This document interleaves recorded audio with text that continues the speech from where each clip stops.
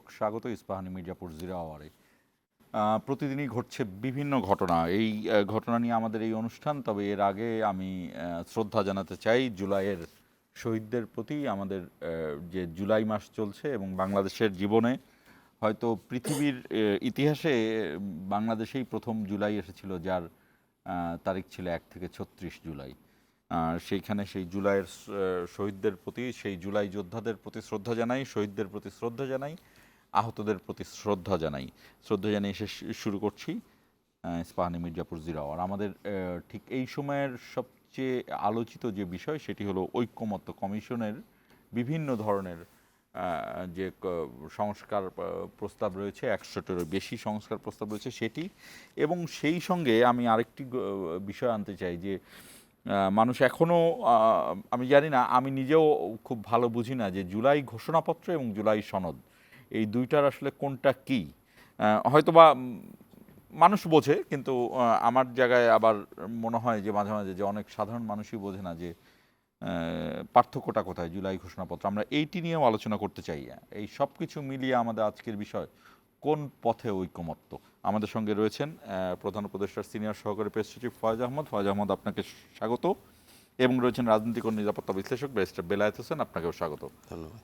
বরাবরের মতো আমাদের অনুষ্ঠানটি বৈশাখী টেলিভিশনের পর্দার পাশাপাশি ইউটিউব এবং ফেসবুকেও সরাসরি সম্প্রচারিত হচ্ছে। আপনারা চাইলেই সেখানে কমেন্টের মাধ্যমে আমাদের সঙ্গে যুক্ত হতে পারেন। তবে মূল আলোচনা শুরুর আগে আমরা বরাবরের যে রীতি, সেই রীতি অনুযায়ী শিরোনামটি দেখে আসব। যুক্তরাষ্ট্রের বাজারে বাংলাদেশি পণ্যে 35% শুল্ক আরোপ, আগস্টেই কার্যকর, প্রধান উপদেষ্টাকে ট্রাম্পের চিঠি। এই সপ্তাহেই মার্কিন বাণিজ্য প্রতিনিধির সঙ্গে বাংলাদেশের বৈঠক, দেশের স্বার্থ রক্ষায় ভালো কিছুর প্রত্যাশা উপদেষ্টার।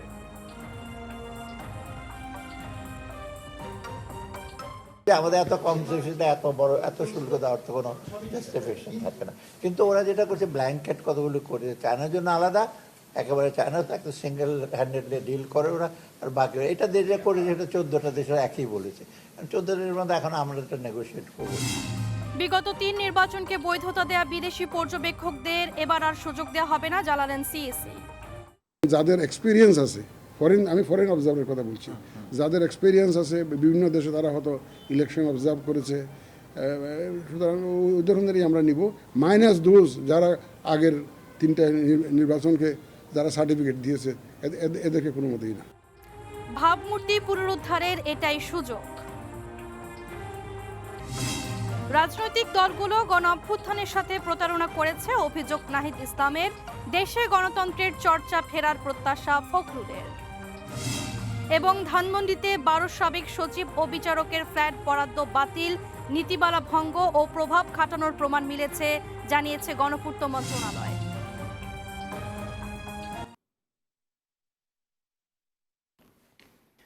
দর্শক, শিরোনামটি শুনছিলেন। শিরোনামের শেষ দিকে একটি শিরোনাম আমাদের যুক্ত হয়েছে, সেটি হলো ধানমন্ডিতে 100 কোটি টাকা দামের একটি বাড়িতে 12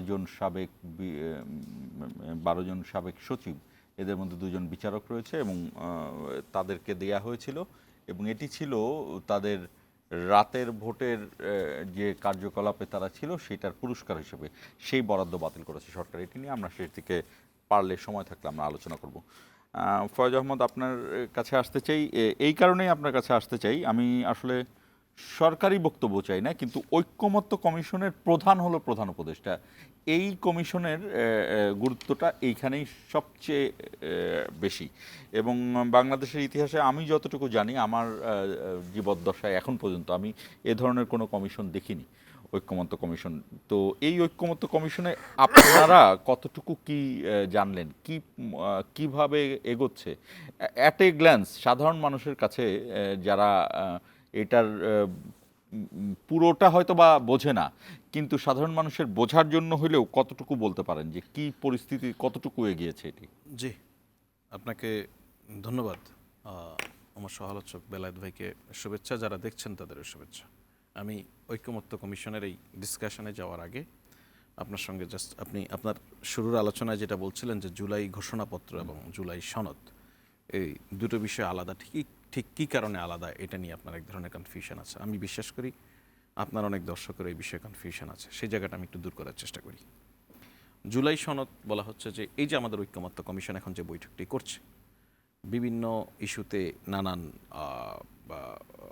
সংস্কার প্রস্তাব নিয়ে আলোচনা হচ্ছে। এই যেই প্রস্তাবগুলি সব দল সম্মত হবে, যে প্রস্তাবগুলির বিষয়ে, যেই সংস্কারগুলির বিষয়ে একমত ঐক্যমত্য হবে সবাই, সেই প্রস্তাবগুলি নিয়ে একটি দলিল রচিত হবে, সেটি সব দলের স্বাক্ষর থাকবে। সেটা হবে আমাদের এই ঐক্যমত্য কমিশনের বা সংস্কার কমিশনগুলির যে এতদিনের পরিশ্রম, সেটার একটা আউটকাম। সবগুলি রাজনৈতিক দল আপনি দেখেছেন যে নিরলসভাবে এটাতে সময় দিয়ে যাচ্ছে। এটার একটা আউটকাম, সেটা হবে জুলাই সনদ। এই জুলাই সনদের পার্টিকুলারলি জায়গাটা রিফর্মকে ঘিরে। আর জুলাই ঘোষণাপত্র যে জায়গাটি, সেটা একদমই ভিন্ন। জুলাই ঘোষণাপত্র জায়গাটি হচ্ছে এই যে জুলাই অভ্যুত্থান, আপনি আপনার বক্তব্যের শুরুতে বলছিলেন যে 36 দিন, আপনি বলছিলেন যে একটা রক্তক্ষয়ী সংঘর্ষের মধ্যে দিয়ে আমাদেরকে আজকের এই পর্যায় পর্যন্ত আসতে হয়েছে। এই অভ্যুত্থানের প্রেক্ষাপট, একটি অভ্যুত্থান কেন বাংলাদেশের মানুষের জন্য অত্যাবশ্যকীয় হয়ে উঠেছিল, কি কি নির্যাতন, নিপীড়ন, অত্যাচারের মধ্য দিয়ে শেখ হাসিনা তার ফ্যাসিবাদের চূড়ান্ত এক ধরন মাফিয়াতন্ত্র এখানে কায়েম করেছিল, এই সবগুলি ধরে 1971 সালের বাংলাদেশ রাষ্ট্রের জন্ম এবং 71-এর যে স্বপ্ন, সেই স্বপ্নের যেই অধরা অংশ এবং 24-এর যেই সম্পর্ক, এই টোটাল বিষয়টার যে লিঙ্ক আপ, সেটাকে ধরে এক ধরনের একটি ঘোষণাপত্র, যার মধ্য দিয়ে আইনি ভিত্তি পাবে এই আন্দোলনের যারা লড়াই করেছে, তারা আন্দোলনে ভিত্তি পাবে এই প্রক্রিয়ার মধ্য দিয়ে গড়ে ওঠা সকল কার্যক্রম। সুতরাং এই দুই জায়গা থেকে ভিন্ন ভিন্ন, সেটা আপনাকে আমি বললাম। আর ঐক্যমত্য কমিশনের কি প্রাপ্তি বা কী হচ্ছে এখন পর্যন্ত, সেটা নিয়ে আপনি যে প্রশ্ন করেছেন, সেখানে একটু ব্যাকগ্রাউন্ড বলি। সেটা হচ্ছে যে মূল যেই সংস্কার কমিশনগুলি, বিশেষত নির্বাচন সংস্কার কমিশন, সংবিধান সংস্কার কমিশন, দুর্নীতি দমন সংস্কার কমিশন, পুলিশ সংস্কার কমিশন, এই ধরনের একদম জনপ্রশাসন সংস্কার কমিশন, এই ধরনের একদম যে মৌলিক সংস্কার কমিশনগুলি, সেই সংস্কার কমিশনগুলিতে যেই রিকমেন্ডেশনস, সেগুলি নিয়ে আলোচনা করার জন্য প্রধান উপদেষ্টার নেতৃত্বে একটি কমিশন গঠিত হয়েছে, যার নাম আপনি বলছেন যে বাংলাদেশে কখনো হয়নি, জাতীয় ঐক্যমত্য কমিশন। এই ঐক্যমত্য কমিশন এখন পর্যন্ত এর আগে সবগুলি পলিটিক্যাল পার্টির সঙ্গে সেপারেটলি বসেছে, তাদের সবার কাছ থেকে আইডিয়া নিয়েছে, তার এজেন্ডা ঠিক করেছে, ঠিক করে এখন সবাইকে নিয়ে একসঙ্গে বসছে, প্রত্যেকটা বিষয় ধরে ধরে সবার সঙ্গে আলোচনা করছে। এখন পর্যন্ত 10 দিনের বৈঠকে 14টি বিষয় নিয়ে আলোচনা হয়েছে। এর মধ্যে বেশ কিছু বিষয়ে সব দলের দিক থেকে ঐক্যমত্য বা একমত হয়েছে সবাই, এরকম বেশ কিছু বিষয় রয়েছে। যেমন সংবিধানের 70 অনুচ্ছেদ, যেমন সংসদীয় কমিটিতে প্রধান কয়েকটি কমিটি আছে, এই কমিটিগুলির সভাপতি নির্বাচন হবে বিরোধী দল থেকে, এ বিষয়ে সবাই ঐক্যমত্য হয়েছে। নির্বাচনী এলাকার যে সীমানা, সে সীমানা সংক্রান্ত জটিলতা নিরসনের বিষয়ে সব দল একমত হয়েছে। তারপর হচ্ছে রাষ্ট্রপতি যে ক্ষমা করেন বিভিন্ন সময়, রাষ্ট্রপতি ক্ষমার যে বিধান, এই বিধান সংস্কার এবং কিভাবে ক্ষমা করবেন তার একটি মডিউল তৈরি করার বিষয়ে সবার ঐক্যমত্য হয়েছে।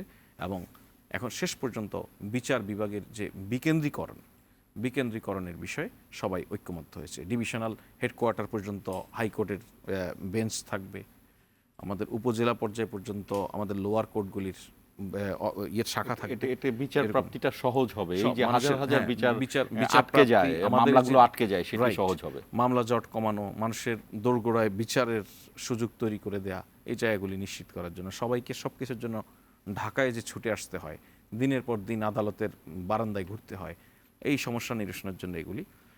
আরও বেশ কিছু বিষয় নিয়ে এই মুহূর্তে এখনও কমিশন আলাপ আলোচনা করছে, এই আলাপ আলোচনা চলছে। এর মধ্যে দিয়ে একটা সুরাহার মধ্যে আসা যাবে বলে মনে হয়।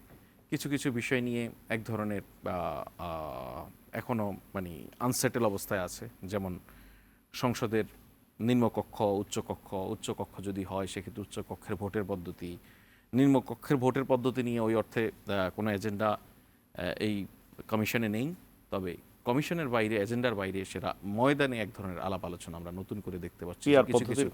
রাজনৈতিক দল পিআর পদ্ধতির কথা বলছে। বেসিক্যালি উচ্চকক্ষের যে আইডিয়াটা, সেই উচ্চকক্ষের নির্বাচনের পদ্ধতি নিয়েই কমিশনে আলোচনা হয়েছে। সেখানে বেশ কিছু রাজনৈতিক দল উচ্চকক্ষে পিআর পদ্ধতির দাবি জানিয়েছে। উচ্চকক্ষে পিআর পদ্ধতির পক্ষে মতামত দিয়েছে, কয়েকটি রাজনৈতিক দল উচ্চকক্ষে পিআর পদ্ধতির বিপক্ষে মতামত দিয়েছে। এক্সিস্টিং সিস্টেমে যেভাবে নারীদের সংরক্ষিত আসন সংরক্ষিত বরাদ্দ আসন হয়, যেভাবে হয়। একইভাবে উচ্চকক্ষ বরাদ্দের বিষয়ে মত দিয়েছে কেউ কেউ। এটা নিয়ে এখন পর্যন্ত সেটেল হয়নি। আমাদের এখানে এনসিপি বলে যে জিনিসটা খুব আলোচিত হয়েছে, যে পরবর্তীতে সেটা সাংবিধানিক ও সংবিধিবদ্ধ প্রতিষ্ঠানের নিয়োগ সংক্রান্ত কমিটি নিয়ে আলোচনা হয়েছে, এই আলোচনাটা এগুলি সেটেল হয়নি। রাষ্ট্রের মূলনীতির বিষয়ে আলোচনা হয়েছে, সেগুলিতে সবাই একমত হয়নি। রাষ্ট্রপতি নির্বাচনের পদ্ধতি নিয়ে আলোচনা হয়েছে, সেগুলিতেও সবাই একমত হয়নি।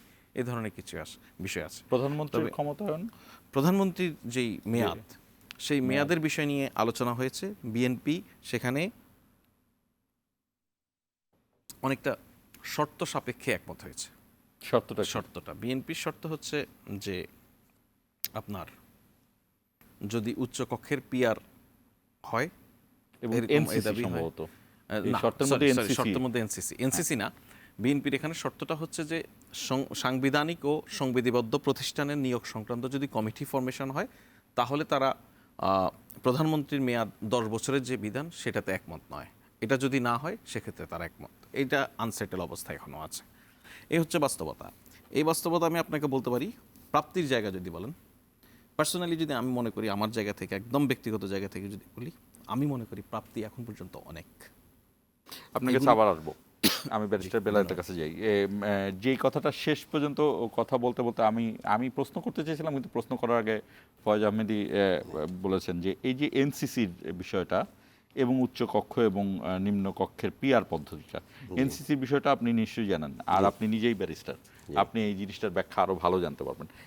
আমার প্রশ্নটা হলো যে সংবিধিবদ্ধ প্রতিষ্ঠানগুলোর নিয়োগ প্রক্রিয়া, এই নিয়োগ প্রক্রিয়ায় যদি এরকম একটি কমিটি গঠন করা হয়, আমি যতটুকু জানি এই কমিটির প্রধান হবে রাষ্ট্রপতি, প্রধানমন্ত্রী, প্রধান বিচারপতি, বিরোধী দলীয় নেতা এবং প্রধান বিচারপতি বা প্রধান বিচারপতির প্রতিনিধি। তো এই প্রত্যেকটা জায়গায় দেখা গেল যে সরকারের প্রতিনিধিত্বই বেশি, যে সরকার গঠন করবে তার প্রতিনিধিত্বই বেশি। বিরোধী দলের প্রতিনিধি একজন বা দুইজন হতে পারে, বড় জোর দুইজনও না, একজনই হবে আর কি বিরোধী দলীয় নেতা। তো এখানে যদি বিএনপি ক্ষমতায় যায়ও বা যেই দলই ক্ষমতায় যায়, সেখানে তো সরকারের অবস্থান দৃঢ়ই থাকছে। তারপরও বিএনপি সহ কয়েকটি দল এটার বিপরীতে কেন মনে হচ্ছে আপনার? ধন্যবাদ আপনাকে, ফয়েজ ভাইকে অনেক ধন্যবাদ এত রাতে আসার জন্য এখানে। আমি ফয়েজ ভাইয়ের একটা কথার সূত্র ধরে বলবো।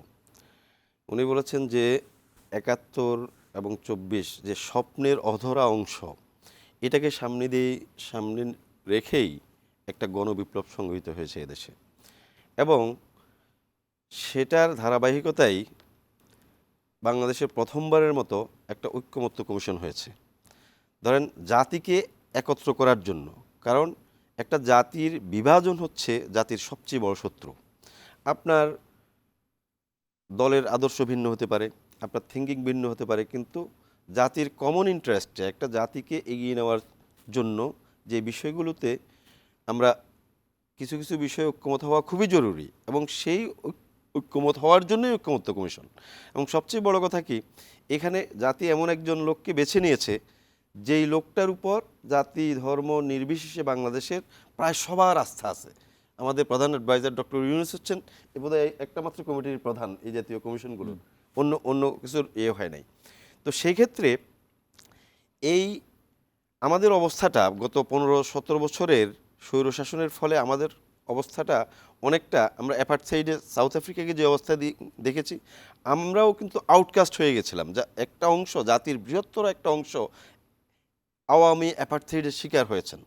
সেজন্য এইটা অনেকটা ট্রুথ অ্যান্ড রিকনসিলিয়েশন কমিটিও এক ধরনের, কারণ ট্রুথ অ্যান্ড রিকনসিলিয়েশন করতে হলে আপনাকে কিছু বিষয়ে, মৌলিক বিষয়ে জাতি হিসাবে এগিয়ে যাওয়ার জন্য ঐক্যমত্যে আসতে হয়। তো সেটা ওনারা করছেন। তবে আমার মনে হয় এখানে একটা বৃহৎ গোষ্ঠী যারা আউস্টেড, তাদেরও ওই যে স্বৈরাচার ফ্যাসিস্টদের, তাদেরও কিছু অন্তত লোকের মতামতটা শোনা দরকার ছিল, যে তোমরা কেন এটা করেছো, অন্তত তাদেরকে ডেকে যে তোমরা যে এই কাজগুলি করছো একটা ব্যবস্থায় রাখতে পারলে হয়তো ভালো হতো। যাই হোক, তাদের রিপ্রেজেন্টেশনটা এখানে নাই। এখানে অনেকগুলি বড় ধরনের সংস্কারের বিষয়ে কিন্তু আমরা অলরেডি ঐক্যমত্যে চলে এসেছি। যেমন ধরেন আর্টিকেল 70, যেটা আমরা আমি আপনি আমাদের কাছে খুব ক্লিয়ার, কিন্তু সাধারণ মানুষকে যদি ইজি করে বলতে হয় এক আর্টিকেল কথায়, 70 ব্যাপারেও 3টা না, অবজারভেশন দিয়েছে আমি বিএনপি। আমি বলছি, কিন্তু এক কথায় সাধারণ মানুষকে যদি বোঝাতে হয় সেটা বলতে হবে যে দেখেন, আপনি যে দল থেকে নির্বাচিত হয়েছেন, আপনার কনস্টিটিউশনের আপনার এলাকার একটা সমস্যা দেখা গেছে, আপনার দল এটা মানতেছে না, পার্লামেন্টে এটা উঠছে, আপনি কিন্তু আপনার পার্টির পক্ষে বিপক্ষে কথা বলতে পারবেন না, আপনার জনগণের পক্ষে, আপনার যারা ভোটার তাদের বিপক্ষে ভোট দিতে পারবেন না, কারণ ভোট দিলে আপনার দল থেকে আপনার এমপিত্ব চলে যাবে, বা যে কোনো ইস্যুতে আপনি যে দল আপনাকে এমপি বানিয়েছে সেই দলের কোনো সমালোচনা আপনি করতে পারবেন না। পার্লামেন্টে ভোট দিবেন, অথবা ভোটদানে যে অবস্থায় আছে আইনটা, ভোটদানে বিরত থাকলেও দলের প্রয়োজন আপনি ভোটদানে বিরত, সেটাকেও ধরা হবে আপনি বিপক্ষে ভোট দিয়েছেন, অ্যাজ এ রেজাল্ট আপনার এমপিত্ব পদ চলে যাবে, অর্থাৎ এমপিদেরই বাক স্বাধীনতা শেষ হয়ে যাচ্ছে এখানে। তো সেই ক্ষেত্রে এটা অনেক একটা বড় অগ্রগতি, যে সেই বিষয়ে শুধুমাত্র বোধহয় অনাস্থা ভোট এবং ওই যে অর্থ বিলের বিষয় ছাড়া বাকি সবগুলোতে সবাই একমত হয়েছে যে যে ইয়ে করা সম্ভবত দরকার। যুদ্ধ ঘোষণার যেটা, হ্যাঁ। সেই বিষয়েও হ্যাঁ। তারপরে ধরেন পিএম এর যে যুদ্ধ ঘোষণাটা আমি ক্লিয়ার করি, যুদ্ধ ঘোষণা বা সংবিধান সংশোধনের মতো বিষয় যদি সামনে আসে, সে বিষয়ে বিএনপির অপিনিয়ন ছিল, বিএনপি বলল তারা যদি নির্বাচন জেতে তাহলে তারা এই বিষয়টা তাদের ইশতেহারে নিয়ে আসবে। ইশতেহারে নিয়ে আসবে। গুড। তারপরে পিএম এর মেয়াদ 10 ইয়ার্স করা, এটা অনেকের দাবি ছিল দীর্ঘদিন থেকে, সেটা যে এটার মেইন স্টেক হোল্ডার হিসেবে আমরা বিএনপি সেটা মেনে নিয়েছে। তারপরে এই যে আপার হাউস কনসেপ্টটাও কিন্তু আমরা যে শুধু এই নির্বাচনের পরে, এই যে বিপ্লবের পরে শুনতেছি বিষয়টা তা না, আমরা কিন্তু আরো অনেক বছর থেকেই বলতেছি এই যে এই, এবং একটা রূপরেখা 27 দফাতেই দিয়েছি। ছিল। হ্যাঁ, 27 দফাতে, এরপরে 31 দফাতে আছে। এবং যদিও আমি জানি না ওনারা এখন পর্যন্ত নাম ঠিক করেছে কিনা, আমাদের আপার হাউসের নামটা কোথাও আসতেছে না, এটা কি সিনেট করবেন? কারণ আমাদের যে পার্লামেন্টটা অ্যাজ এ হোল, এটার নাম হচ্ছে ইংরেজিতে বলে হাউস অফ দি নেশন বা বাংলা জাতীয় সংসদ, পুরাটা হবে এটা আপার হাউস লোয়ার হাউস মিলিয়ে, কিন্তু এটা তখন হাউস অফ দি নেশন এখন হয়ে যাবে। না, হাউস অফ দি নেশন এখনই হাউস অফ দি নেশন, কিন্তু যখন আপার দুটো হাউসের হবে, একটা নাম দিতে হবে, হ্যাঁ, সেটা সিনেট হইতে পারে, যেটা ইংল্যান্ডে house of commons house and of house of lords, lords, house of lords, আর টোটালটা মিলে হলো পার্লামেন্ট। ইন্ডিয়া যেটা লোকসভা, লোকসভা রাজ্যসভা টোটালটা মিলে পার্লামেন্ট। হ্যাঁ, আমাদেরও পার্লামেন্ট, আমাদের তো হাউস অফ নেশনটা এই দুইটা মিলে হবে, তখন মিলে হবে, ইয়েস। এই তো সেটা নামের বিষয়ে ঐকমত্যের একটা বিষয় আছে। সবচেয়ে বড় কথা দেখেন, বিচার বিভাগ নিয়ে যে ঐকমত্যটা উনি বললেন, যে অলরেডি সবাই কিন্তু একমতে এসেছে, সেটা হচ্ছে আমাদের দেশে উচ্চ আদালত একটাই, সুপ্রিম কোর্টের দুইটা শাখা, একটা হাইকোর্ট ডিভিশন, একটা আপিলেট ডিভিশন, অর্থাৎ সারা দেশে যতগুলি জুডিশিয়াল ডিস্ট্রিক্ট আছে, যতগুলি ওখান থেকে যত মামলা হয়, আবার হাইকোর্টের নির্দিষ্ট কিছু ইনহারেন্ট জুরিসডিকশন আছে, যেমন রেট আপনি হাইকোর্ট ছাড়া কোথাও করতে পারবেন না, কোম্পানি ম্যাটার্স হাইকোর্ট ছাড়া কোথাও করতে পারবেন না, এগুলি করার জন্য আপনাকে ঢাকায় আসতে হবে। আমি নিজে দেখি সেই পঞ্চগড় ঠাকুরগাঁও থেকে একটা লোক আসে, আমাদের নোয়াখালী বা বরিশাল অঞ্চলের লোকজন এখন ঢাকা শহরে থাকার জায়গা আছে, আত্মীয় স্বজন আছে, কিন্তু বহু অঞ্চলের মানুষ দেখবেন ঢাকায় থাকার কোনো জায়গা নেই, বিশেষ করে উত্তরবঙ্গের। তারা কি করতে, একটা হোটেলে উঠতে হয়, লয়ার চেনে না, কোর্টের বারান্দা চেনে অর্থাৎ না, লয়ের পিছনে যত না টাকা খরচ, তার চেয়ে বেশি তার থাকা খাওয়া, তার চেয়ে বেশি তার খাওয়া এবং টাইম আসা। তো এই বিষয়ে যে ঐকমত্যটা খুব সহজ ছিল না, সেটা একটা উদাহরণ দিয়ে বোঝাবো আপনাকে। যেমন ধরেন, এটা কিন্তু এরশাদ সাহেব করেছিলেন 6ষ্ঠ সংশোধনের মাধ্যমে, কিন্তু এটা হাইকোর্টে চ্যালেঞ্জ করে। তখন হয় কি, ব্যারিস্টার ইশতিয়াক আহমেদ, এই যে বর্তমান যে প্রধান বিচারপতি, ওনার বাবা ছিলেন এই মামলার প্রধান আইনজীবী। এখন ওনারা বাইর করতে ছিল, এরশাদ সংবিধান সংশোধন করছে, এটা তো করতেই পারে, এটার বিপক্ষে দাঁড়াবো কিভাবে? তখন ওনারা রাত দিন পরিশ্রম করে, একজন প্রত্যক্ষদর্শী আমাকে বলছে যে ইশতিয়াক সাহেব সোনারগাঁ হোটেল থেকে খাবার নিতেন এবং এটা সবাইকে খাওয়াতেন, যে তোমরা এটা ওয়ে বাইর করো, কি করা যায়। কারণ কি, এখানে যারা হাইকোর্টের বিচারপতিরা বসে আছেন, ওনাদের ছেলেরা বুয়েটে পড়ে, মেডিকেলে পড়ে, বিদেশে ঢাকা পড়ে একটা ভালো বা স্কুলে পড়ে, তারা কেউ ঢাকা থেকে বাইরে যেতে চান না। আবার ঠিক সেমলি এখানে যারা বড় বড় আইনজীবী, ব্যারিস্টাররা আছেন, বড় আইনজীবীরা আছেন, সবাই তারাও ঢাকায় কেউ থাকবেন, ঢাকার বাইরে যেতে চান না। কিন্তু ওয়ে তো একটা বাইর করতে হবে, কারণ এরশাদ সাহেব যে সংবিধান সংশোধন করলেন সেটা তো লফুল। তখন ওনারা একটা থিওরি আবিষ্কার করলেন, সেটা কি, এই বড় বড় বাংলাদেশের সব লয়ার এবং জাজেস সবাই মিলে একমত হলেন কি, যে এরশাদ সাহেব সংবিধানের মূলনীতি, ফান্ডামেন্টাল প্রিন্সিপালস চরিত্র নষ্ট করে দিলেন, যে এইগুলি সংশোধন করা যাবে না। আচ্ছা, একটা সংবিধান, জাতিরাষ্ট্রের সংবিধানের মূল বৈশিষ্ট্যই হচ্ছে যে সংবিধান পরিবর্তন করা যাবে, কিন্তু ওনারা করলেন কি, সংবিধান পরিবর্তন করা যাবে না, এই বিষয়গুলি পরিবর্তন করে না, সংবিধানের মধ্যেই যেমন 2/3 মেজরিটিতে সংবিধান পরিবর্তন করা যায়, সেই ক্ষমতাটাও পার্লামেন্টের সেই ক্ষমতাটাও কার্ভ করে দিলেন এবং সেটা করে এটা বাতিল করলেন। এটা সবাই মেনে নিয়েছিল। তো সেই জায়গায় একটা ঐক্যমত্য হয়েছে। শুধু একটা কথা বলবো, এই বিরোধিতা আবার আসবে, কিন্তু এই যে ন্যাশনাল কনসেনসাস এই বিষয়ে, এইটাতে যাতে ওনারা ঠিক থাকেন। আমি আইনজীবীদের মধ্যে অলরেডি আন্দোলন দেখেছি, সুপ্রিম কোর্টে গতকালকে ব্যানার দেখেছি এটার বিরুদ্ধে, যে না এটা কোনোভাবে হওয়া যাবে না। কিন্তু আমরা চাই এটা, কারণ এটা জাতির স্বার্থে। ওই যে জুলাই অভ্যুত্থানের যে স্বপ্ন যে অ্যাক্সেস টু জাস্টিস, এটা আপনার ফান্ডামেন্টাল রাইটস। আপনাকে যেরকম সংবিধান রাইট টু লাইফ দেয়, একটা লোকের অ্যারেস্ট করলে 24 ঘন্টার মধ্যে আপনাকে প্রডিউস করতে হবে আইনের সামনে, ঠিক এইটাও সেই ধরনের একটা access to easy access to জাস্টিসটাও ফান্ডামেন্টাল রাইটস। তো ফান্ডামেন্টাল রাইটসটা যত সহজলভ্য করবেন, গ্যারান্টি দিতে পারবেন, ততই ভালো। এই যে বিষয়টিতে জানতে চাইছিলাম সেখানে আবারও আপনার sorry. দৃষ্টি আকর্ষণ করছি যে NCC এনসিসির বিষয়ে। জি, সেটা বলতেছি। এনসিসির বিষয়ে আপনার আমি বিএনপির অবস্থান জানতে চাচ্ছি না, কিন্তু আপনার অবজারভেশন কি যে কেন বিএনপি এই জায়গাতে তাদের এই শর্তটা আরোপ করলো যে যদি এনসিসির বিষয়টা সমাধান হয় তাহলে প্রধানমন্ত্রীর ক্ষমতার যে 10 বছরের বিষয়টা আমরা মেনে নেব। এটা হয়তো শর্তটা অন্য যে কারণেই হচ্ছে, কিন্তু আমি প্র্যাকটিক্যাল যেই বিএনপির অপোজিশনের জায়গাটা কোন জায়গায় সেটা আন্ডারস্ট্যান্ডেবল। সেটা হচ্ছে ধরেন আমাদের মতো দেশে যেই কারণে আমরা পিআরেরও অপোজিশন, মানে অধিকাংশ মানুষ, শুধু বিএনপি না, পিআর কিন্তু আপনার জনগণের মাধ্যমে যেখানে অধিকাংশই কিন্তু পিআরের বিপক্ষে থাকবে, কারণ একটা স্ট্রং গভর্নমেন্ট দরকার আমাদের দেশে চলতে। কারণ এখানে আপনি উন্নত বিশ্বের দিকে তাকান, যেটা হয় এটা অল্টারনেটিভ বিবেচনা করা যায় এই বিষয়টা। যেমন আপনি যদি রাষ্ট্রে আমরা কত নিয়োগ দেই, যেমন সাংবিধানিক প্রতিষ্ঠানের নিয়োগগুলোই সবচেয়ে বেশি ইম্পর্টেন্ট, এর বাইরেও কিন্তু আপনার সরকার অনেককে নিয়োগ দিচ্ছে। যেটা হয় ওয়েস্টে বা উন্নত গণতান্ত্রিক দেশগুলোতে একটা ভেটিং সিস্টেম রাখা হয়। যেমন আপার হাউস যখন আমরা সবাই এগ্রি করেছি, বিরোধী দল বিকল্প প্রস্তাব নিয়ে আসতে পারে, কারণ বিষয়টা যাতে ইম্পিডিমেন্ট মনে করা না হয় একটা গভর্নমেন্টের নির্বাহী ক্ষমতার উপরে। কিন্তু এটা যদি আপনি শুধুমাত্র কমিটির উপরে ছেড়ে দেন, যে এনসিসির উপরে ছেড়ে দেন যে তারা অ্যাপ্রুভ করলে নির্বাচন নিয়োগ হবে, সেক্ষেত্রে আপনি you seriously tainting the authority of the executive department. এখন এক্সিকিউটিভ অথরিটিকে যদি আপনি উইক করেন, সেটা রাষ্ট্রের জন্য ক্ষতিকর। রাদার আপনি যেটা করতে পারেন, ধরেন এবিসি বি নামে একজনকে আপনি সাংবিধানিক প্রতিষ্ঠান একটা জন্য মানে আপনি বলতে চাচ্ছেন যে রাষ্ট্রের যে এক্সিকিউটিভের পাশে প্যারালাল আরেকটা এক্সিকিউটিভ দাঁড়িয়ে যাবে, প্যারালাল না, তাদের ক্ষমতাকে সিরিয়াসলি চ্যালেঞ্জ করা, মানে খর্ব করা।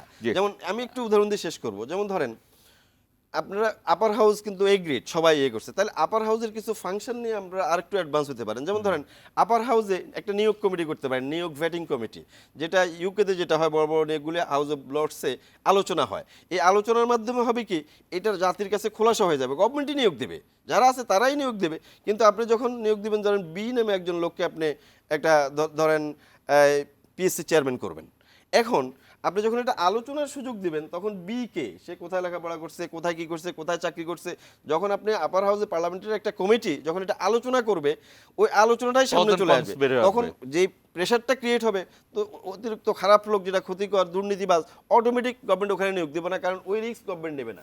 কাজে চেক অ্যান্ড ব্যালেন্স তৈরি করার এই বিষয়টি নিয়ে ফয়েজ আহমেদের দৃষ্টি আকর্ষণ করছি। আমরা ছোট একটা বিরতি নিব। দর্শক 1 মিনিট পরে ফিরছি, আমাদের সঙ্গেই থাকুন।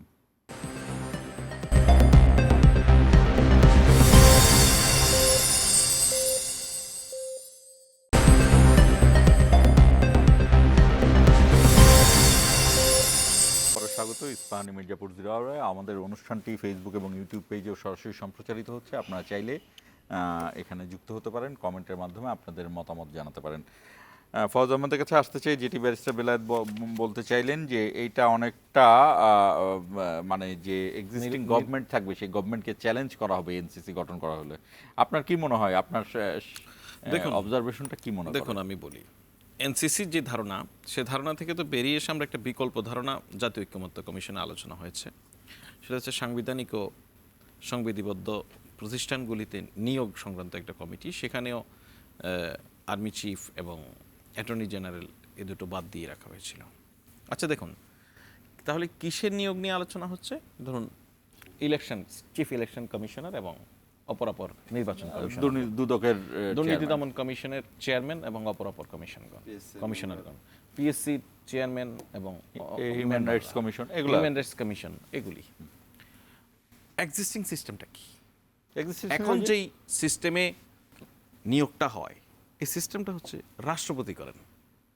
সেখানে এক্সিকিউটিভের কোনো ধরনের হস্তক্ষেপের কোনো সুযোগ নেই। কিন্তু করে তো। আমি বলছি প্রধানমন্ত্রী হস্তক্ষেপ করতে পারেন না, তারপরেও করেন। না করলে তো এসব তার কথা মতো ঘটতো হয় না। না, তার কথা ছাড়া হয় না। হ্যাঁ, না করলে তো এসব ঘটতো না। সুতরাং একটা বেআইনি কার্যক্রম এই মুহূর্তে ঘটছে, তাই তো? যেই জায়গায় প্রধানমন্ত্রীর হস্তক্ষেপ করার কথা নয়, সেই জায়গায় তিনি গোপনে, যেটা ওপেন সিক্রেট, মানে এটাকে বলা যায় যে সংবিধানে এক ধরনের লেখা আছে, কিন্তু ডিফেক্ট হলো প্রধানমন্ত্রী প্রাইম মিনিস্টারই এই করতেছেন। ধরনের একটা অন্যায় সুযোগ প্রধানমন্ত্রীরা নিয়ে আসছেন। এভাবেই আমাদের এই প্রতিষ্ঠানগুলিতে নিয়োগ হয়, এভাবেই আমরা এক একজন হাবিবুল আউয়াল পাই, এভাবেই আমরা এক একজন খান মোহাম্মদ নুরুল হুদা পাই, এভাবে আমরা এক একজন দুর্নীতি দমন কমিশনের বিতর্কিত চেয়ারম্যানদের পাই, মানবাধিকার কমিশনের এমন চেয়ারম্যানদেরকে পাই যিনারা হসপিটালে না গিয়ে মেট্রো রেলের পিলারে গিয়ে কান্নাকাটি করেন, তাই তো? সুতরাং এই এক্সিস্টিং সিস্টেমের বাইরে এসে বলা হচ্ছে একটি কমিটি হবে, যেই কমিটিতে ফর্মালি প্রাইম মিনিস্টার নিজে থাকছেন। অর্থাৎ বর্তমান আইন কানুন যদি মানেন, সুশাসন যদি আপনি মানেন, সংবিধান যদি আপনি মানেন, আপনার প্রাইম মিনিস্টারের সেখানে অপিনিয়ন দেওয়ার সুযোগ নেই। কিন্তু যেই অপশন আপনার সামনে এনে হাজির করা হচ্ছে, সেখানে প্রাইম মিনিস্টারের অপশন অপিনিয়ন দেওয়ার লিগ্যাল ওয়ে তৈরি হচ্ছে। বেআইনিভাবে করতে হবে না, আইনিভাবেই আপনি করতে পারবেন। পাশাপাশি চিফ জাস্টিসের নিজে অথবা তার প্রতিনিধি, পাশাপাশি সংসদের স্পিকার, ডেপুটি স্পিকার বা বিরোধী দলীয় সংসদ সদস্য, বিরোধী দলীয় নেতা, তাদেরও অপিনিয়ন দেওয়ার সুযোগ আছে। প্রাইম মিনিস্টারে কিন্তু আমি যেটা বলছি, লিগেলি তার অপিনিয়ন দেওয়ার সুযোগ তৈরি হয়। বর্তমানে এই সিস্টেমের সঙ্গে এক্সিকিউটিভের কোনো সম্পর্ক নেই, according to the law, according to the সংবিধান নেই। সেই জায়গায় একটা সুযোগ তৈরির জায়গা তৈরি হচ্ছে। সেই জায়গাকে আমরা কোন বিবেচনায় বলি যে এক্সিকিউটিভকে দুর্বল করবে? মানে হাউ? এটা আমার মাথায় আসে না। সো এইটা আমার মাথায় আসলো কি আসলো না, বা আমার বিবেচনা কি বিবেচনার কোনো গুরুত্বপূর্ণ বিষয় নয়। বিষয়টা হচ্ছে আমাদের রাজনৈতিক দলগুলির অবস্থানটা কি। আমাদের রাজনৈতিক দলগুলি এখন পর্যন্ত এই বিষয়ে ঐক্যমত্যে পৌঁছাতে পারেনি। অনেকগুলি রাজনৈতিক দল এই বিষয়ে একমত, এটা হওয়া দরকার বলে মনে করেন। আবার কয়েকটি রাজনৈতিক দল এই বিষয়ে দ্বিমত পোষণ করে বসে আছেন। এই জন্য এই বিষয়টি এখনো ঝুলন্ত অবস্থায় কয়েকটির আছে। মধ্যে বিএনপি হলো প্রধান, এবং যেহেতু বড় একটি রাজনৈতিক দল, আমি খুব ডিটেইলে যাচ্ছি না, আমি আপনাকে এতটুকু বলছি যে এখানে কিছু রাজনৈতিক দল এখনো এটাতে সম্মতি দেয়নি, অধিকাংশ রাজনৈতিক দল সম্মতি দিয়েছে। তো ঐক্যমত্য কমিশন কিন্তু ওই তরিকায় কাজ করছে না যে যেই 30-32টি দলের প্রতিনিধি নিয়ে বসেন, যে এখানে সংখ্যাধিক্যর যে অপিনিয়ন, সেই অপিনিয়নকে গ্রহণ করা। ঐক্যমত্য কমিশন কাজ করে যে সবার মত যে বিষয়ে আছে, সবাই যে বিষয়ে মত দিয়ে বলে যে হ্যাঁ এটা করেন, বা আমার এই নোট অফ ডিসেন্ট সহ করেন, বা আমার এই অপিনিয়নকে যুক্ত রেখে করেন, সেভাবে এগোচ্ছে। সুতরাং বিষয়টা যদি এরকম হতো, ঐক্যমত্য কমিশন ভোটাভুটিতে ফেলতো এটাকে, যে কতগুলি দল এর পক্ষে ভোট দিয়েছে, কতগুলি দল বিপক্ষে ভোট দিয়েছে, তাহলে এটা অলরেডি পক্ষে ভোট চলে এসেছে বেশি। কিন্তু বাস্তবতা হচ্ছে যে ঐক্যমত্য কমিশন এটাকে একটা ভোটাভুটির প্রক্রিয়ায় ফেলে ঐক্যমত্যের যে জায়গাটা, সার্বিক যে জায়গাটা, সেই জায়গাটা নষ্ট করতে চাচ্ছে না। এই কারণে এটা এখন পর্যন্ত ঝুলন্ত অবস্থা আছে। পার্সোনালি আমি মনে করি এই পদ্ধতিটা ভালো বা মন্দের বিষয় আমি বলবো না, আমি এতটুকু আমার আন্ডারস্ট্যান্ডিং, এটা এক্সিকিউটিভকে কোনোভাবে দুর্বল করে না। বেলায়েত, পিআর পদ্ধতি নিয়ে কথা হচ্ছিল, আপনার কোনো মন্তব্য আছে কিনা? হ্যাঁ, আমি একটু ওনাকে বলতে চাচ্ছিলাম, উনি যে কথাটা বললেন যে এই এনসিসি অর্থাৎ সাংবিধানিক পোস্টে নিয়োগের যে কমিটির কথা ওনারা বলছেন, উনি বলতেছেন যে এক্সিকিউটিভ পাওয়ারকে খর্ব করেন না। অবশ্যই খর্ব করেন। এটা একটা রাষ্ট্রের নির্বাহী ক্ষমতা, রাষ্ট্র সাংবিধানিক পদে কাউকে বসাবে, এটা এর আগেও এটা এখন পর্যন্ত নির্বাহী ক্ষমতা নয়। না, এখনো নির্বাহী ক্ষমতা। আমি আপনাকে বলি, কারণ নির্বাহী ক্ষমতাটা এখানে প্রেসিডেন্ট নিয়োগ দেবেন বাংলাদেশের এক্স্যাক্টলি। তো এইটাই তো ওইটাই তো রুল। তো যার ফলে এটা আসলে ওই যে ব্রিটিশ প্রেরোগেটিভের মতো, যেমন বলে যে রানীর কতগুলি প্রেরোগেটিভ আছে, যুদ্ধ ঘোষণা করা, ইয়ে করা, রানীর 17টা রয়্যাল প্রেরোগেটিভ বলে, রানীর বিশেষ ক্ষমতা। আসলে রানীর কোনো ক্ষমতা নাই, এটা প্রধানমন্ত্রী এটা তার বিশেষ ক্ষমতা হিসাবে এক্সারসাইজ করে, পার্লামেন্টে যেতে হয় না। বরং আপনারা শুনেন, আমি এই কথাটা খুব গুরুত্বপূর্ণ, আপনারা যে কথাটা বলতেছেন বারবার, যে কেন এখানে বিচার বিভাগকে, প্রধান বিচারপতিকে কেন নিয়ে আসবেন?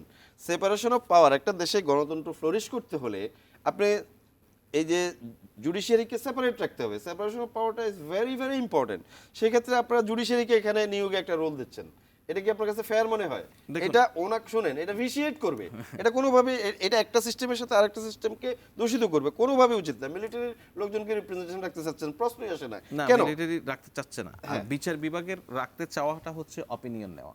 এক না, বিচার দুই বিভাগের হচ্ছে আমি তো আপনি- এটা এখানে আপনি যেই কোনোদিনই জায়গাটা এগ্রি করতে বলছেন- চাইবো না। যেই জি। জায়গাটা বলছেন যে জি। প্রধানমন্ত্রীর পরামর্শ ছাড়া রাষ্ট্রপতি কিছুই করতে পারে না আমাদের সংবিধানের যে পার্লামেন্ট ভেঙে দিতে পারে, সেটাও ইয়েতে। বিদ্যমান ব্যবস্থা। হ্যাঁ, হ্যাঁ। তাহলে এত কিছু কেন?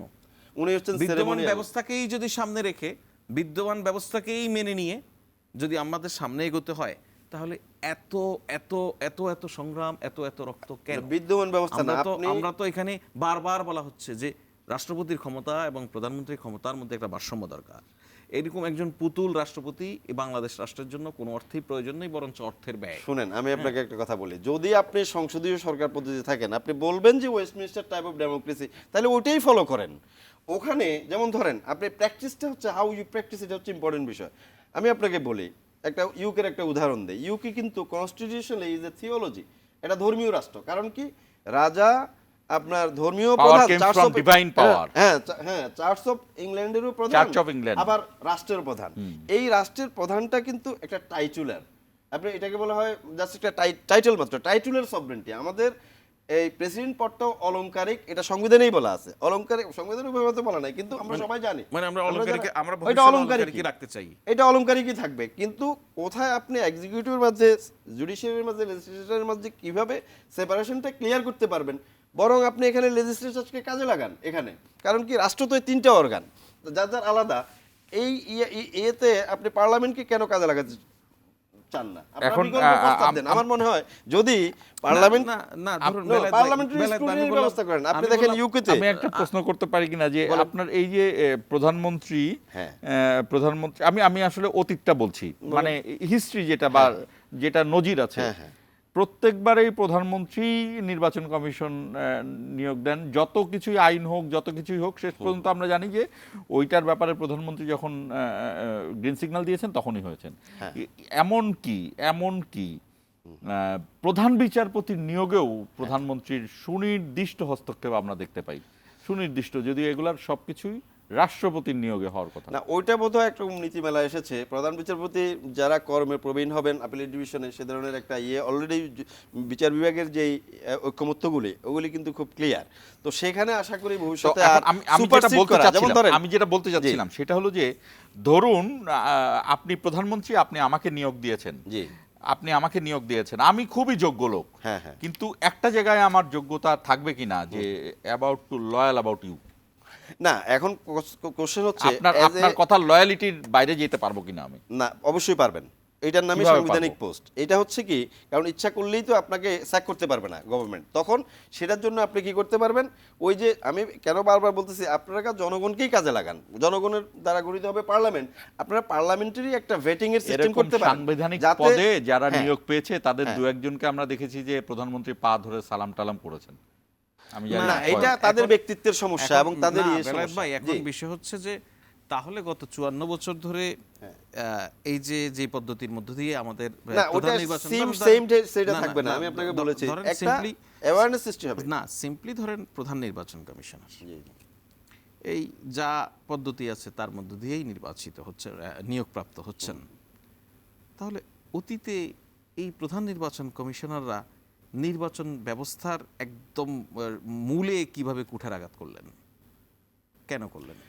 এখানে আমি বিকল্প কেন ধরে প্রস্তাব। নিব, আমি খুব আইডিয়াল ডিসকাশনের জায়গা থেকে বলছি, আমি কেন ধরে নিব ভবিষ্যতে এই ঘটনা ঘটবে না? এটার অন্যভাবে আপনি দেখেন, একজন নির্বাচন কমিশনার আমাদের এখানে এখন কতজন, 5 বছর, 5 বছরের পরে বোধহয় সেকেন্ড টার্ম কেউ নিয়োগ পায় না, পাইছে কেউ? না, সুযোগ নেই। হোয়াই নট একটা নির্বাচন কমিশন যিনি যদি ভালো হন, যদি করেন, তাকে কন্টিনিউ করান, তাকে রিঅ্যাপয়েন্ট করেন, 10 বছর করেন, 15 বছর, একটু ছোট্ট একটা বিরতির সময় হয়েছে। তাহলে একটা লোক দেখা গেছে 3টা নির্বাচন কন্ডাক্ট করবে, সমস্যাটা কোথায়? আপনাকে সব 75 ঊর্ধ্ব লোককে নিয়োগ দিতে হবে এখানে, সেরকম না। ভারতের টিএম সেশন কত বছর ছিল ক্ষমতায়? আপনারা ওই উদাহরণগুলিকে কেন নিয়ে এসেছেন না? এবং সবচেয়ে ইম্পর্টেন্ট কি, প্রত্যেকটা নিয়োগ সাংবিধানিক কমিশনের সংস্থাগুলোর নিয়োগ অত্যন্ত গুরুত্বপূর্ণ।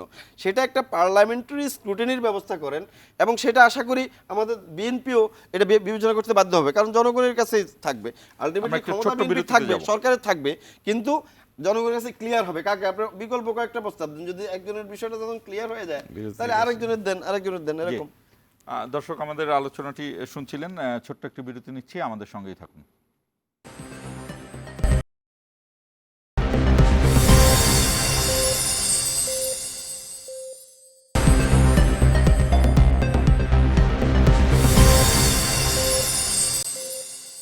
আবারও স্বাগত ইস্পাহানী মির্জাপুর জিরা আওয়ারায়। যে আলোচনাটি ছিলাম এনসিসির, এর থেকে একটু যদি বাইরে আসতে চাই, যে পদ্ধতিটি বলা হচ্ছিল যে পিআর হলো, আমি জানি না কি, প্রপোর্শনাল রিপ্রেজেন্টেশন। এই পিআর পদ্ধতিতেও আমার একটা প্রশ্ন আছে, যেটি আমি জুলাই সনদ এবং জুলাই ঘোষণাপত্র নিয়ে কথা হলো। আপনাদের দুইজন হয়তো পিআর পদ্ধতি নিয়ে অনেক আলোচনা করবেন, কিন্তু তার আগে আমি ফয়েজ আহমেদের কাছে আসবো। আবার আপনি আমাকে বলেন তো, পিআর পদ্ধতি, আপনি তো এখন বড় অফিসার, রিক্সায় ওঠেন না, একজন রিক্সা চালক কি পিআর পদ্ধতি জানবে? বা এই গ্রামের যে ভোট দেয়, যে কাগজে ভোট দেয়, সে পিআর পদ্ধতি জানে, বোঝে? প্রথম কথা হচ্ছে, আমি একজন রিক্সা চালককে কোনো বিবেচনাতে আন্ডারএস্টিমেট করতে রাজি না। আন্ডারএস্টিমেট করছি না আমি, না, আমি বলছি সাধারণ মানুষের আপনি হিসাবে। করছেন, আমি বলছি না। তৃণমূল, আমি এখনো রিক্সায় উঠি, সো আমি রিক্সাওয়ালাদের সঙ্গে কথাও বলি। কোনো ক্ষেত্রে তাদের বোধ বুদ্ধি, তাদের বিবেচনাবোধ আমার চেয়ে অনেক বেশি। আমি তাদের প্রতি সম্মান রেখেই বলি যে, আপনি একটা ইলেকশনের কালচারের কথা বলছেন, যে পিআর সে বুঝে কিনা। তার এই যে ওয়েস্টমিনিস্টার ডেমোক্রেসি, এটা বুঝে না তো। সো এই বোঝাটা, এই যে ধরেন ৭০ অনুচ্ছেদ নিয়ে আমরা এত কথা বলছি, এই রিক্সাওয়ালা বোঝে ৭০ অনুচ্ছেদের সঙ্গে রিক্সাওয়ালার অধিকার জড়িত কিনা, সেটা আমরা বুঝলেই হবে। অর্থাৎ সমাজের এভরি গ্রেসরুট, প্রতিটি প্রান্তিকের মানুষের অধিকারের সঙ্গে সিস্টেমটা জড়িত কিনা। এখন তো ভোটের সম্পর্ক না, বাট পিআরের না, আমি বলছি আপনি ওই যে বোঝার কথা থেকে বলছেন তো। এখন রিক্সাওয়ালাকে যদি আপনি, রিক্সাওয়ালা কি দল বুঝে? আমাদের কোন দল কি মার্কা বোঝে? দল বুঝে, মার্কা বুঝে, প্রার্থী বুঝে। যদি বলা হয়, এখন আমি পিআরের ইয়ে করছি না, আমিও করছি না, অ্যাডভোকেসি করছি না, আমি ওই প্রশ্নের কারণে একটা অবজারভেশন জানতে চাচ্ছি। এখন পিআর নিয়ে যদি আমি মৌলিক আলোচনার জায়গায় আসি, পিআর পদ্ধতি পৃথিবীর ৯০-এর বেশি দেশে আছে। সেই ৯০-গুলির বেশি দেশে আবার তাদের নির্বাচনের টোটাল পদ্ধতি বা সংসদীয় ব্যবস্থার পদ্ধতিও ভিন্ন। আমরা যে পৃথিবীতে আরেকটা একেবারে নতুন পদ্ধতি ইনোভেট করতে পারবো না, সেটার কোনো কারণ নেই, সেগুলি অন্য আলোচনা। কিন্তু আমি আপনাকে বলি, সংখ্যানুপাতিক প্রতিনিধিত্ব নিয়ে বাংলাদেশের নির্বাচনী ব্যবস্থায় যেই মানুষগুলি সবচেয়ে বড় ক্যাম্পেইনার ছিলেন, যারা এটার বিষয়ে সবচেয়ে বেশি অ্যাডভোকেসি করতেন, লেখালেখি করতেন, কথা বলতেন, ৫ আগস্ট আমাদের সামনে এমন এক ঐতিহাসিক রাজনৈতিক বাস্তবতা নিয়ে এসেছে, যার পরে এই আলোচনাটা খানিকটা ইরিলেভেন্ট হয়ে পড়েছে। ওই অ্যাডভোকেসির যারা নেতৃত্ব দিতেন সেই মানুষগুলি কিন্তু নির্বাচন সংস্কার কমিশনের দায়িত্ব পালন করেছেন। সেই মানুষগুলি কিন্তু এইটা তাদের রিপোর্টে রিকমেন্ড করেনি, এই পিআর সিস্টেমটা। সুতরাং এই যে তাদের রিকমেন্ড না করা, যে মানুষগুলো সবচেয়ে বেশি সময় জুড়ে এইটার পক্ষে ছিলেন, তারা একটা পরিস্থিতির কারণে এটাকে আর রিকমেন্ড করেনি। তার মানে এই রিকমেন্ড না করাটার কিছু যৌক্তিকতা তো নিশ্চয়ই আছে। এবং ওনাদের রিকমেন্ডেশনের বাহিরে এসে যখন ঐক্যমত্য কমিশন সবগুলি দলের সঙ্গে সেপারেটলি বসেছে, তখনও কিন্তু ওই দলগুলি এই পরিমাণ আলোচনায় অগ্রগতি ঘটাতে পারেনি, যাতে করে এটা ঐক্যমত্য কমিশনের সব দল নিয়ে এখন যে আলোচনা চলছে সেখানে এজেন্ডা হিসেবে আসতে পারে। পিআর সিস্টেম, সংসদের নির্বাচনের পিআর সিস্টেমটা ঐক্যমত্য কমিশনের এজেন্ডাতেই নেই। তাহলে কেন হঠাৎ করে ময়দানে পিআর নিয়ে এত আলোচনা হচ্ছে? এটা তো প্রশ্ন মূলত। দেখুন, এই যে আমরা এতক্ষণ কথা বললাম আপার হাউস, লোয়ার হাউস এসব নিয়ে, যেহেতু আমাদের অধিকাংশ রাজনৈতিক দল আপার হাউসের বিষয়ে ইতিবাচক, অধিকাংশ রাজনৈতিক দল যারা এই আলোচনায় অংশ নিচ্ছেন, তাদের অপিনিয়ন হচ্ছে আমাদের যেহেতু সংসদে এক্সিস্টিং সিস্টেম অনুযায়ী ভোট হবে, যেই ব্যক্তি বেশি ভোট পাবেন তিনিই এসে সংসদে নির্বাচিত হয়ে আসবেন। সেহেতু আমাদের আপার হাউসটা ভোটের পিআর পদ্ধতিতে হওয়া জরুরি। অর্থাৎ যেই দল যত শতাংশ ভোট পেয়েছেন, আপার হাউসে সেই দল তত শতাংশ সিট পাবেন। তাহলে দেখা যাবে নির্বাচনে যারা অংশ নিচ্ছেন, যারা 1%ও ভোট পাচ্ছেন, সেটাও তো মানুষের একটা মতের প্রতিফলন।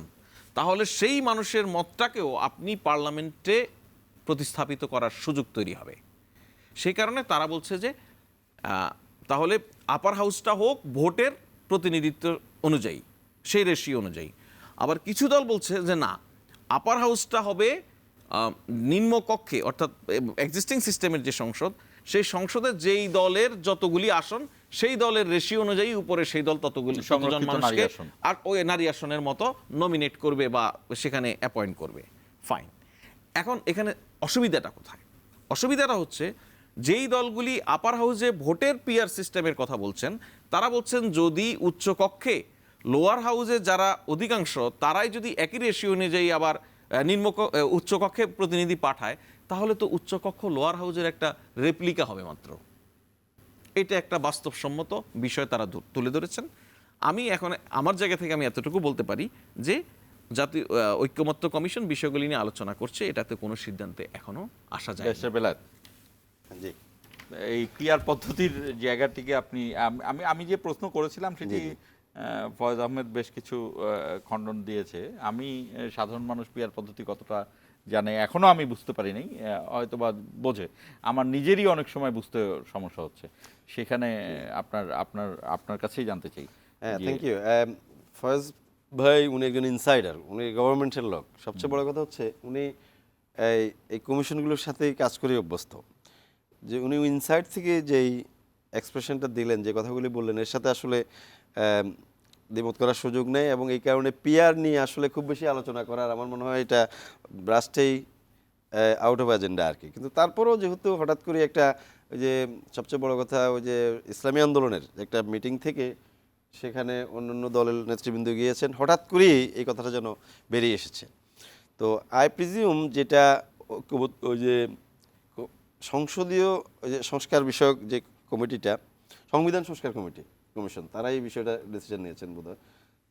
তো ওনারা যেটা করেছেন এটার মূল কারণটা, ধরেন এই পিআর পদ্ধতিতে সবচেয়ে বড় ডিমেরিট যেটা, একটা আউটস্টেড স্বৈরাচারকেও ক্ষমতা নিয়ে আসতে পারে।